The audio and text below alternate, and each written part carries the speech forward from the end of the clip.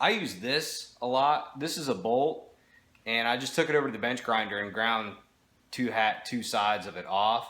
Those two flat spots will give the trash and the bolt hole a place to go.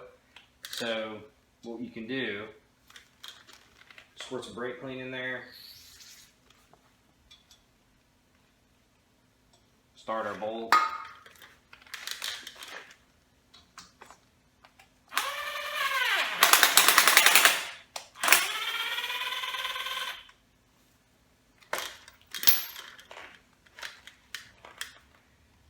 See all the stuff that came out on there, and then there's a pretty incredible amount of stuff. Let's see where we at here. Right there, it came out of the bolt. All right, our case is ready. We welded up our axle tubes. It's been painted. We've knocked out all the races and everything. It's completely empty, so it's ready to go. We refreshed our traction lock, so it's ready to go. Here's the ring and pinion that we're going to use. Let's go ahead and put it together. I just finished installing the inner pinion race. I don't have a press or anything to do with, so I just hammered. This is an old one, but as an example, it just sets in there. Took a 3-job puller, set it in there like that, and then I drive it in with the hammer. When I set the new race in there, I always take an old race and put the old race on top of it, so my 3-job puller that I'm hitting with the hammer, so I'm not hitting on the new race in the case. Here's our new outer pinion bearing race.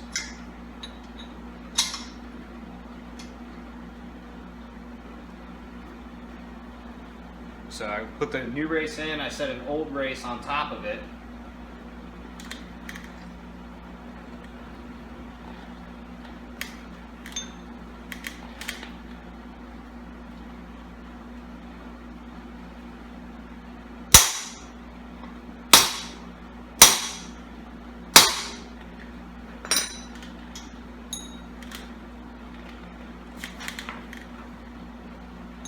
Once I get it started, I'll go ahead and I just want to check and make sure it's going down evenly. Since I'm not using an actual bearing installer, I just want to make sure I'm installing it straight.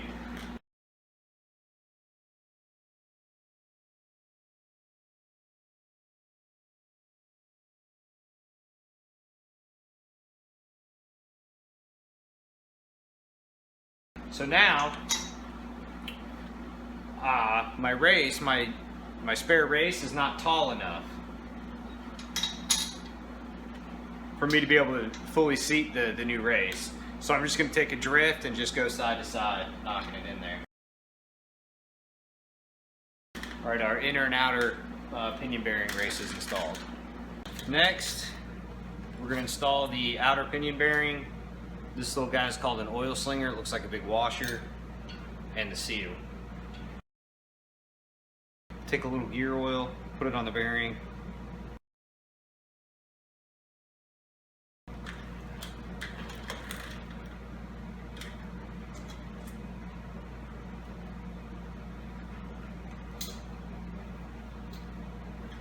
For the seal, again, you really should have a bearing and seal installer.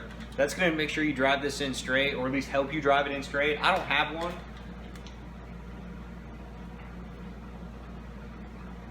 I have done a lot of them where you get it in like that, kind of get it started by hand and take a hammer and tap around the outside, and you can drive it in that way. What I have found is if you've done an 8.8 rear end in the past, this is a race for one of the carrier bearings. This is like the perfect size to drive that seal in. So we're going to use the same technique. We're going to take this guy with this race on there and drive that seal in.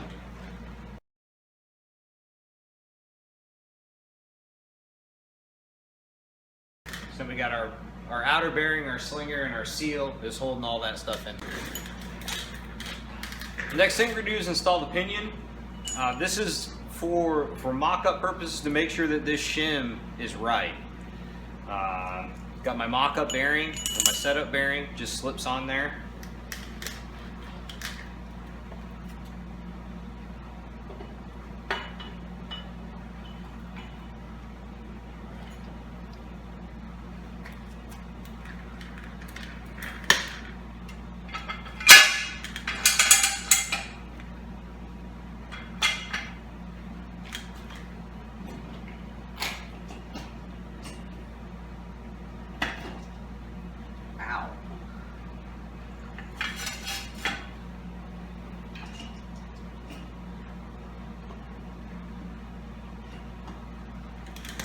Okay.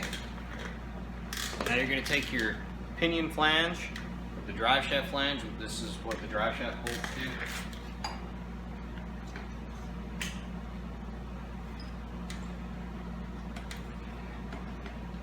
You want to get that started on there. This is an old pinion nut. I'm going to start this old pinion nut.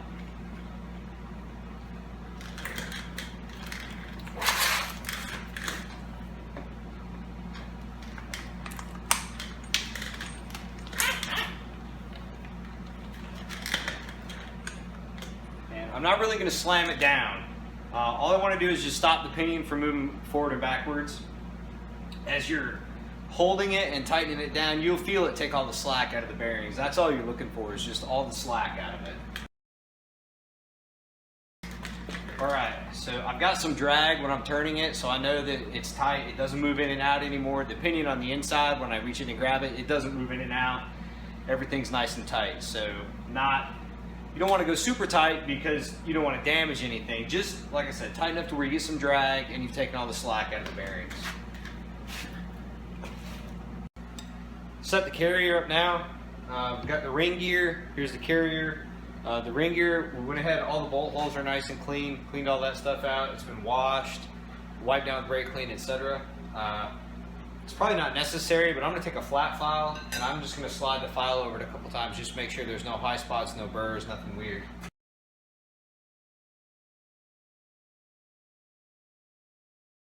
Back side of the carrier is clean, ring gear is clean.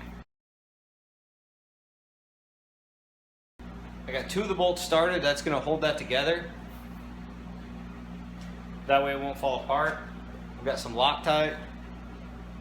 I'm going to run over and I'm going to hit the rest of these bolts with the Loctite. I'm going to use the impact gun to get them close. But you want to do the final torque by hand. You're going to see some different specs out there. 75, 100, 110. I torque mine to 100. Alright, so we're getting ready to set the carrier in for the first time. You've got to use some shims for this, and on the first time, how do you know what shim to even be close? So,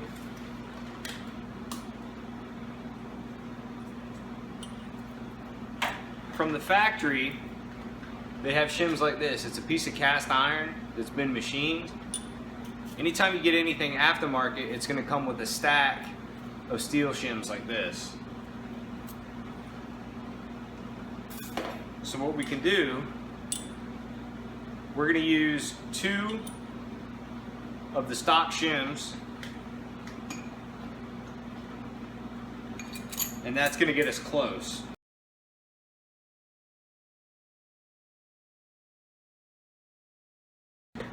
It's not going to go with the factory shims. I'm going to have to go thinner on one of these shims to at least get it in there and get us a starting point.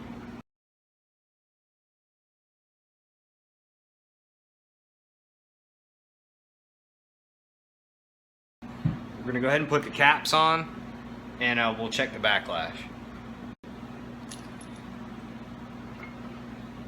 Here's our caps. One thing I do, I take and I real lightly with the grinder, I deburr this edge. I do this edge, and every once in a while, looked like I had to do it on this one, on the bottom, yeah, right here there'd be some stuff hanging over. I don't know that that's necessary, but it makes me feel better. When I took this carrier apart 100 years ago, I stamped a dot, maybe you can see it right there, and then there's 1 dot over here. These little arrows, they point to the outside, so I know it points that way. 1 dot, 1 dot, it goes on this side. This side I stamped 2 dots. I got 2 dots, so I know the caps are in the right spot, left to right, at least where they came out of the carrier. There's a million videos on YouTube about how to set the backlash, so I'm not going to go through all that. From here, we'll set the backlash by adjusting those shims. Once we get that right, we'll run a pattern on it, and then we'll go from there. All right, I'm getting ready to weld up these torque boxes. That's these guys right here. I'll run a weld back here and one on top, and one on the side, and a couple others. These guys are known to tear out of the car after you start to make some power. So we're not going to make an extreme amount of power, maybe 500 or 600 horsepower, something like that. So I think just welding in these factory boxes will probably work. This weld right here, this surface is the floor of the car, so there's carpet and stuff on the other side of that. So I took the interior of the car apart, and then what I did, I drilled a hole right there, and then I drilled another one right here, so I can see those holes from inside the car. So I know where my weld's gonna be, so there's no interior parts there, so we're not gonna catch anything on fire inside the car.